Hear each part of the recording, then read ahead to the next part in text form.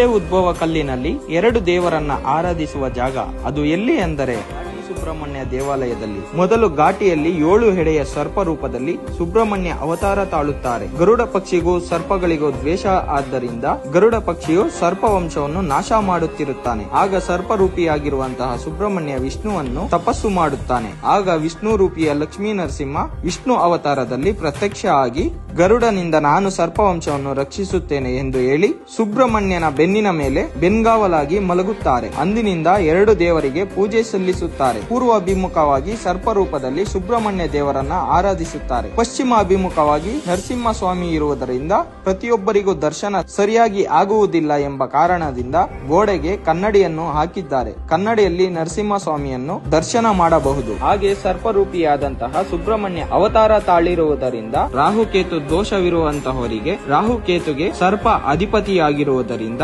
ಇಲ್ಲಿ ಸೇವೆ ಸಲ್ಲಿಸಿದರೆ ಭಗವಂತನಿಂದ ಮೋಕ್ಷ ದೊರೆಯುತ್ತದೆ ಎಂದು ಹೇಳುತ್ತಾರೆ.